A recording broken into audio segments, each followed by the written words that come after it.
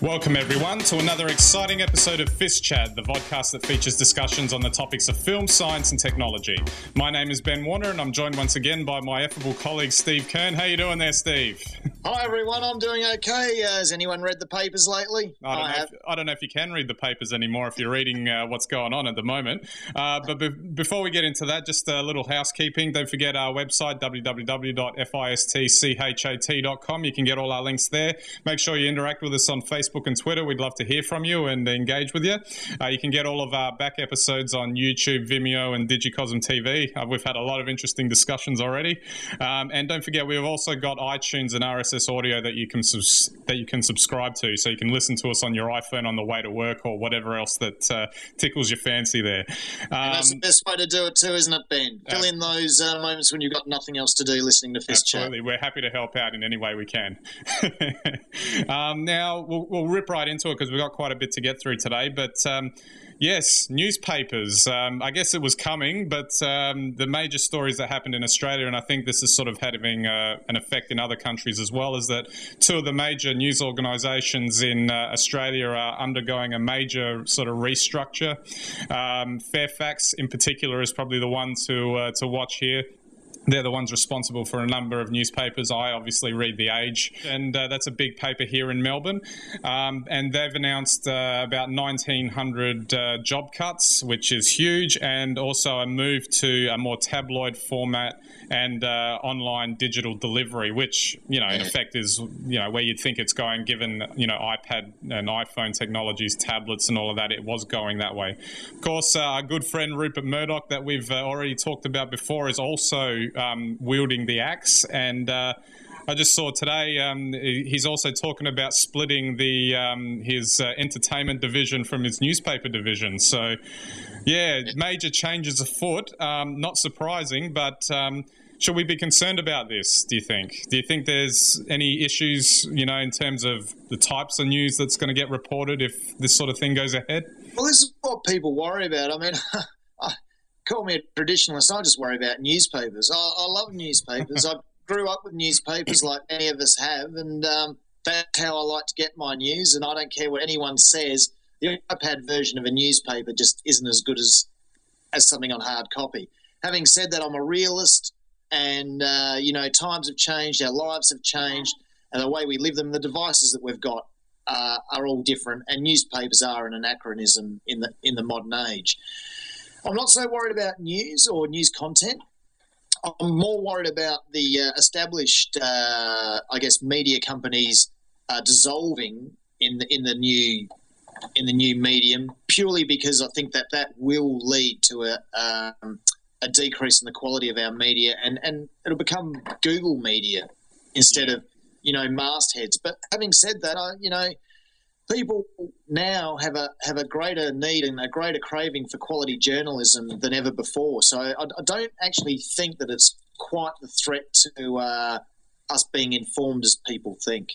No, absolutely then. But what about this recent sort of grab for The Age shares, for example, or Fairfax shares, I should say, like from the richest woman in the world, Gina Rinehart, with her mining interests and whatever else, and whether that's going to, she's pushing for seats on the board, whether she wants to influence the editorials so it's more in her favour.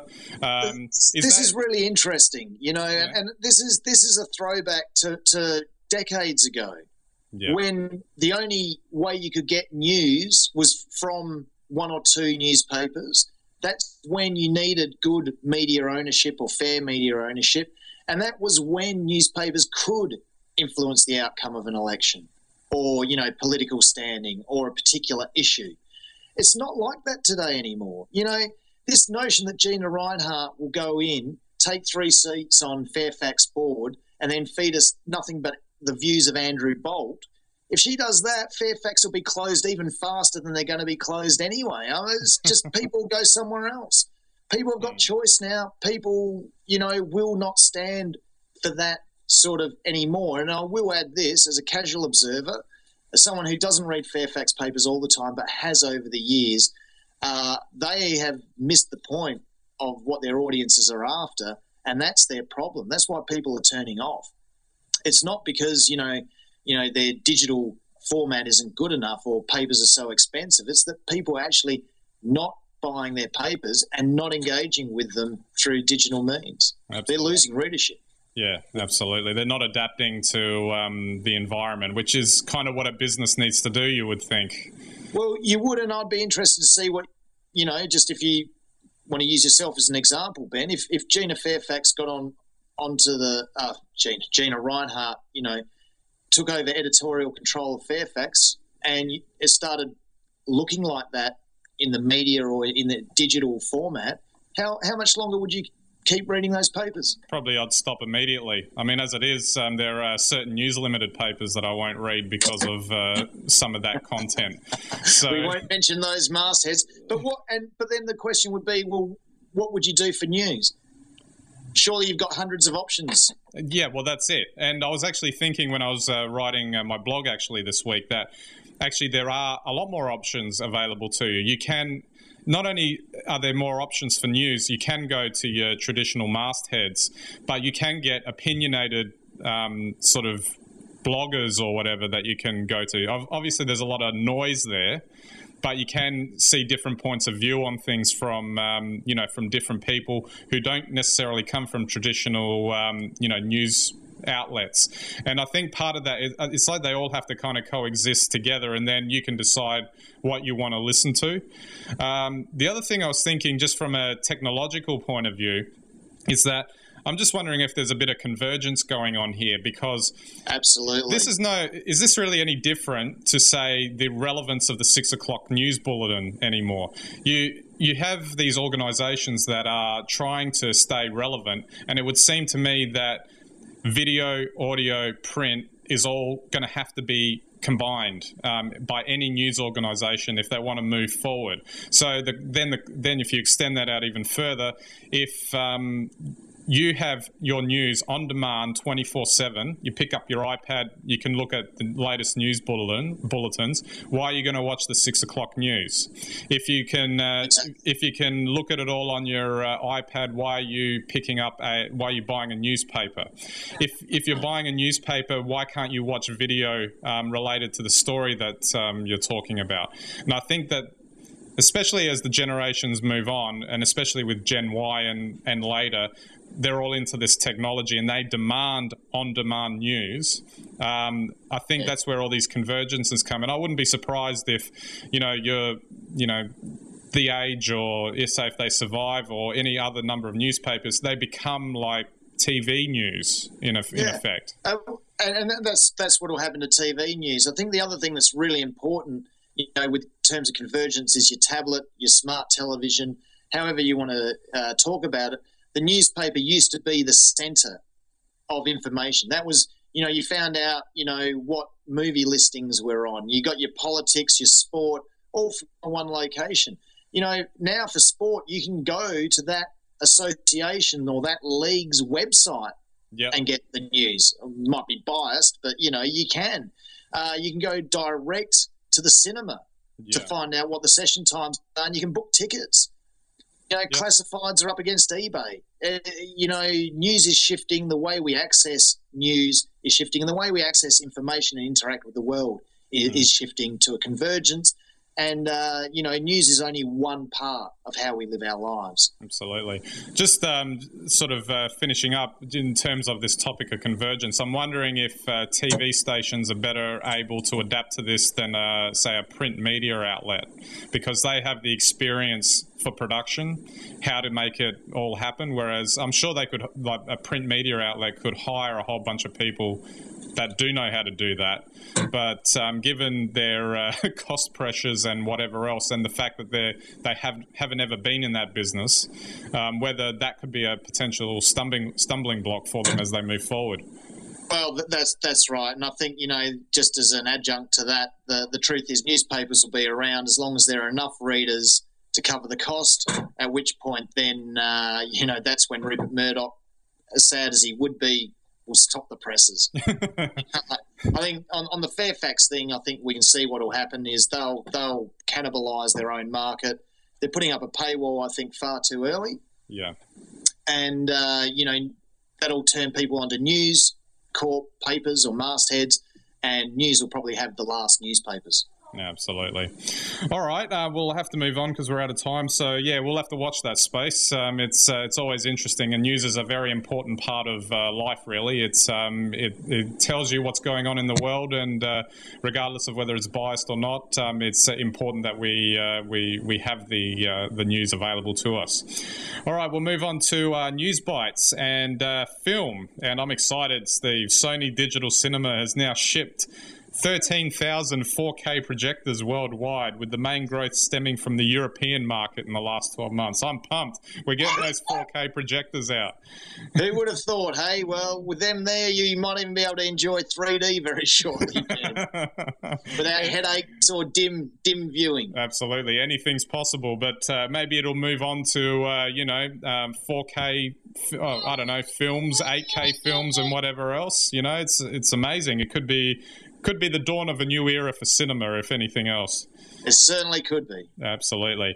Now, science. Now, we've got, I'm talking from personal experience here. I had the distinct pleasure, and along with all of my fellow citizens in Melbourne, got to experience an earthquake last week, which you're not often in the story, as we both know, but it was quite interesting. 5.3 on the Richter scale, and that's actually significant. For those of you who don't live in Australia, we don't really get, we get earthquakes, but we don't really get anything even that strong, hardly ever.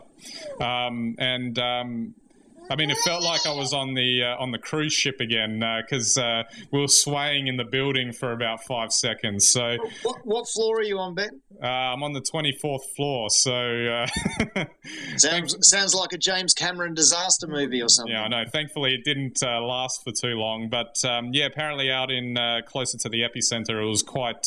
Some of the damage was significant. So, I don't know, Steve. Is there? I remember experiencing some in Adelaide too. Is there a lot of activity as far as that was concerned? So yes, even though Adelaide is on a fault line, we haven't had very many major quakes. We've had a couple over the last 2 or 3 years, but nothing huge. I think the last big one actually in Adelaide was in '56, and it was 5.6 or something. Well, I can imagine, there would have been some scientists that would have gotten pretty excited about it, wouldn't they? Because it's not a recurring phenomenon, as we mentioned. Seismologists love any sort of earth tremor, I think. But as we know, the power and the destruction can be quite formidable. And I think you only have to look and see what's happened in Christchurch over the last couple of years. That's very serious for that city. The damage that's been done, and obviously the psychological damage that's been done by it as well. It's a beautiful city. It's a sister city to Adelaide, and let's hope they can rebuild. Absolutely, and of course there was the high-profile one in Japan too. So that was a massive one. Okay, and now the technology. We've got 2 here that we'll quickly go through. We have to mention the Microsoft Surface tablet that was announced, and interesting. What are they trying to do here? I've been hearing comments that suggest that they're not actually interested in making this thing en masse. They basically did this to kick their partners, into making something that's going to take Windows 8. Ben, it just seems to me like some department's been working on this since they invented the iPad, and Microsoft forgot that these guys were working on it. And then they showed up the other month and said, we're finished. Yeah. And Microsoft just doesn't know what to do. Do you think this will have any sort of impact if they get it going? Look, their Surface technology is actually built into Windows 7. Yeah. So they've been ready for this for a long time. And I've seen a lot of promos and spoken to Microsoft guys 2 or 3 years ago now who were talking about, their commitment to Surface technology. Yeah, but their rollout just seems really clumsy. I don't know. You would have expected better from Microsoft, or maybe you wouldn't have. I don't know. Yeah, absolutely. I guess if nothing else, Surface is a great name for a tablet. It is, and as I say, they've been planning this for a long time. So it's actually in Windows 7. They just never created a interface for it through Windows 7. But Windows 7 has the capacity for touch and for Surface technology. Yeah, we'll have to see how that goes. And just finally, this kind of rolls into my recommendation for the week. It's about Cosmos Magazine, the app that you've introduced me to. Very good newspaper, well, I guess magazine app, and it ties in with what we were talking about in our main topic today. They've got a lot of interaction, video, audio, pictures, articles. It just brings it all together. And one of the articles on there was about this Gigapixel camera. So you can take a snap and, you can zoom in to some extreme point in the photo and it'll come up in crystal clear clarity. I'm guessing just like CSI, Ben, CSI. That's what I'm thinking. I'm thinking the police and security would be pretty happy with that, or maybe even the intelligence guys will probably be happy with that. Absolutely, absolutely. And just on the Cosmos magazine as a whole, the iPad app, I do actually know the people at Cosmos, so they are friends of mine, but that shouldn't stop anyone going and having a look at it because it's very, very clever. And what they've done is it's not a case of them just putting the magazine onto the iPad. They've actually created a whole new experience for the iPad. Awesome. Absolutely. And I'd love to see it on one of Microsoft's Surface tablets. If it ever gets to market. All right, Steve, we're out of time, so thanks again for the chat. Yeah, that's Grish in the background. He says hello as well to all the FiST Chat fans. Absolutely. All right, so we're out of time. That's it for this week's episode, and we'll catch you next time.